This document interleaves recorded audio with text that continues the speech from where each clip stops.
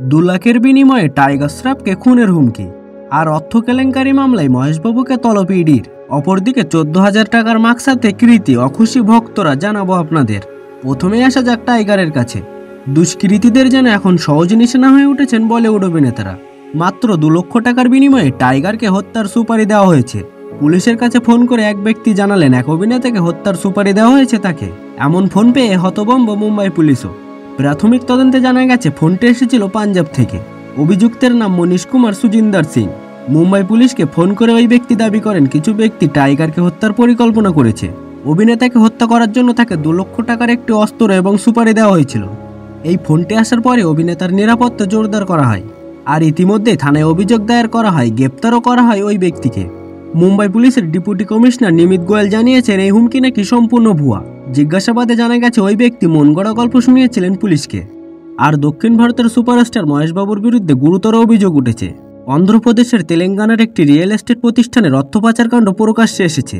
সেই প্রতিষ্ঠানের সঙ্গে নাম জড়িয়েছে মহেশবাবুর। তেলেঙ্গানা পুলিশের করা এফআইআরের ভিত্তিতে ইডি মামলাটি তদন্ত করছে। তদন্তের জন্য মহেশবাবুকে তলব করেছে ইডি।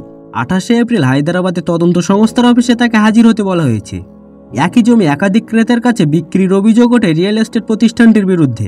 সেই সঙ্গে অর্থ পাচারের অভিযোগও আনা হয়েছে।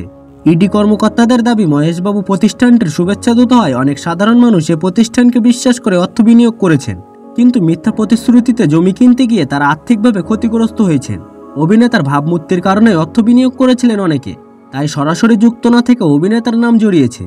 পিটিআই এর প্রতিবেদন অনুযায়ী প্রতিষ্ঠানটি থেকে মহেশবাবু 5,90,00,000 টাকা নিয়েছেন। এর মধ্যে 3,50,00,000 টাকা নগদে আর বাকি অর্থ চেকের মাধ্যমে নিয়েছেন তিনি। এ কারণেই তাকে ইডি তলব করেছে। অপরদিকে ক্যাজুয়াল পোশাক হোক বা দেশি, সব রকমের পোশাকে অনন্য কৃতি সেনন। এবার ক্যাজুয়াল পোশাকে আবারও একবার দৃষ্টি আকর্ষণ করলেন কৃতি। তবে এবার অভিনেত্রী নিজে নন, তার হাতে থাকা একটি মাস্ক হয়ে উঠল চর্চার বিষয়। সম্প্রতি বিমানবন্দরে খুব সাদামাটা পোশাকে দেখা গেছে তাকে। তবে এদিন অভিনেত্রীর হাতে ধরে থাকা মাস্কের দাম শুনে চোখ কপালে উঠল নেটিজেনদের। জানা গেছে অভিনেত্রীর হাতে যে মাস্কটি ছিল তার দাম 14,000-এর বেশি। তার হাতের মাস্কটি বারবেরি কোম্পানির। তবে অভিনেত্রীর মাস্কের দাম শুনে একেবারেই খুশি নন ভক্তরা। মাস্কের জন্য এই খরচ অতিরিক্ত বলেই মনে করছেন অনেকে।